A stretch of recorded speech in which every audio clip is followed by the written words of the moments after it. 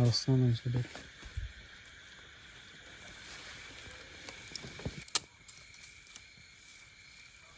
Hi friends, అందరికీ నమస్తే. ఈ రోజు నేను మీతో షేర్ చేయబోతున్నది ఒక సాధారణమైన వీడియో కాదు. ఇది ఒక రైతు జీవితం, ఒక రాత్రి అడ్వెంచర్, ఇంకా మా పంటను కాపాడుకోవడానికి మేము చేసిన సాహసం. వర్షం పడాలి, పంట పండాలి, అంతేకాకుండా కొన్నిసార్లు జంతువుల నుండి కూడా పంటను కాపాడుకోవాలి. అలాంటిదే మా పొలంలో జరిగింది. మా పొలం దగ్గరికి ఏనుగులు వచ్చాయి. ఈ రాత్రి మాకు ఎలా గడిచిందో ఈ వీడియో చివరి దాకా చూసి తెలుసుకోండి. సాయంత్రం అయింది.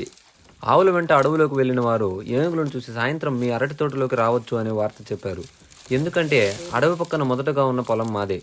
ఇంకా మా వైపు అరటి తోటలు ఎక్కువగా ఉన్నాయి. అరటి చెట్లు అంటే వాటికి చాలా ఇష్టం. అందుకే మాకు భయం వేసింది.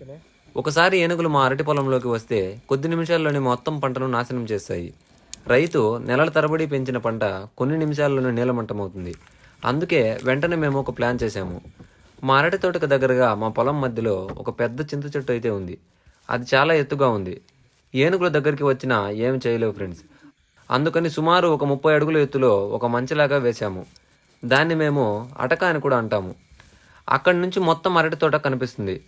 అక్కడ మేము రాత్రంతా కాపలా ఉండాలి. కింద నేల మీద అగ్గి వేశాము. పైన అటక మీద పెద్ద టార్చ్ లైటు, ఇంకా బాంబులు, బాణాలు, మాకు కావాల్సినవన్నీ రెడీగా పెట్టుకున్నాము. ఏనుగులు వస్తే వెంటనే అరిచి గోల చేసి వాటిని అడవిలోకి తిప్పి పంపించేయాలి అని చూస్తున్నాము. రాత్రి 11 అయింది, 12 అయింది. మొత్తం చుట్టూ చిమ్మ చీకటి. ఎంత నిశ్శబ్దంగా ఉందో వినండి. అడవి పక్కన ఉన్నాం కాబట్టి పక్షుల శబ్దాలు, ఇంకా గాలికి చెట్ల కొమ్మలు ఊగడము, ఇలా ఇవన్నీ మమ్మల్ని భయపెడుతున్నాయి. మేము మొత్తం 4 ఉన్నాము. అటక మీద కూర్చొని పెద్ద టార్చ్ లైట్ని లైట్ హౌస్ లాగా తిప్పుతూ ఉన్నాము. మొత్తం పొలంని గమనిస్తూ ఉన్నాము. రాత్రంతా నిద్ర అనే మాట అయితే లేదు. మంచం మీద ఉన్న మేము ఒకరు పడుకుంటే మిగిలిన వారంతా మేల్కొని అంతా గమనిస్తూ ఉంటామన్నమాట. ఒక్కొక్కసారి ఒక్కొక్కరు కిందకి వెళ్ళి అరటి తోటలో ఏమన్నా ఉన్నాయేమో అని గమనిస్తూ ఉంటారు. బలంగా గాలి వీస్తూ ఉంది. విచిత్రమైన శబ్దాలు వస్తున్నాయి. ఆ శబ్దం వచ్చినప్పుడంతా భయం. ఏ జంతువు వస్తుందో అని తెలియదు. ఒకరోజైతే చిరుత వచ్చి మా కుక్కను తినేసింది. ఇంకా అలాంటి చిరుత వస్తే మాత్రం చెట్టు కూడా ఎక్కేస్తుంది.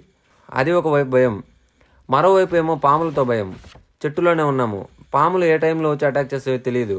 ఆ టైంలో పాము వచ్చినా కూడా అక్కడి నుంచి దిగలేము, దూకలేము, ఏం చేయలేము అసలు.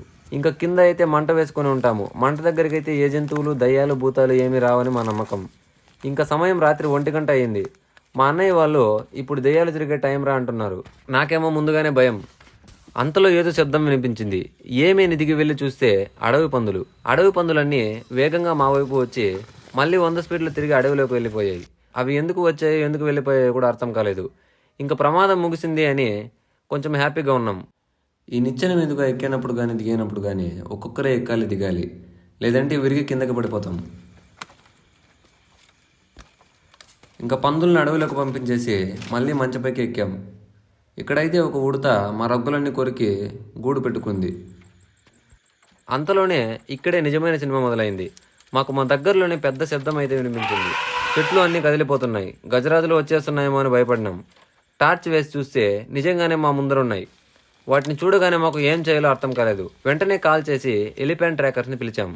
వారి సహాయం తీసుకున్నాం. ఏనుగు దగ్గరికి వెళ్తే మాత్రం ప్రాణాలు గాలిలో కలిసిపోతాయని చెప్పారు వాళ్ళు.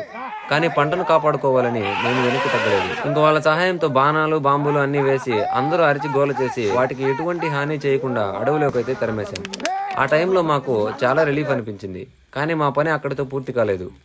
ఈ ఒక్కరోజు వెళ్ళిపోయాయి, కానీ మళ్ళీ రావచ్చు. ఏ సమయంలోనే రావచ్చు. ఎందుకంటే అడవి పక్కన ఉన్నది మా పొలమే. అందుకే మేము రాత్రి అంతా అక్కడే ఉన్నాము. టార్చ్ లైట్ వేస్తూ మా పొలాన్ని అంతా గమనిస్తూ ఉన్నాము. ఇలా ప్రతిరోజు మేము కాపలాకి రావాల్సిందే. ఇది నిజంగా ఒక అడ్వెంచర్ నైట్ లాంటిది. ఈ వీడియో ద్వారా చెప్పేదేమంటే రైతు జీవితం చాలా కష్టం. మేము పగలు రాత్రి ఇలా పొలంలోనే ఉంటాం. ఒక పంట కోసం రైతు ఎంత కష్టపడతాడో చాలా మందికి తెలియదు. ఇది మా పొలంలో జరిగిన ఒక నిజమైన సంఘటన. ఇంకా రాత్రంతా ఎవరో ఒకరు మేలుకొని టార్చ్ వేస్తూనే ఉంటాం. ఇదంతా మా బాయినీళ్ళు స్టోర్ చేసుకొని ఇల్లు తాగుతూ ఉంటాం. మేము అంతా మా బావి దగ్గరికి వస్తాం, మొత్తం ఈ నీళ్ళు తాగేది. మేము ఇంట్లో ఉన్నా కూడా ఆల్మోస్ట్ ఈ నీళ్ళు తాగుతూ ఉంటాం ఎక్కువ. ఎలా అంటే దీంట్లో మాకు బాగా మినరల్స్ అన్నీ బాగుంటాయి మంచిగా. చిన్నప్పుడు ఇంకా ఇవి తాగే మేము పెరిగింది. ఇంకా ఏనుగులు, పందులు అయితే అన్నీ వచ్చి వెళ్ళిపోయాయి. ఇంకా ఏ టైంకి ఏ జంతువు వస్తుందో తెలియదు. ముందులాగా చిరుత అయితే వచ్చిందంటే మాత్రం మా పని ఇక్కడే అయిపోతుంది.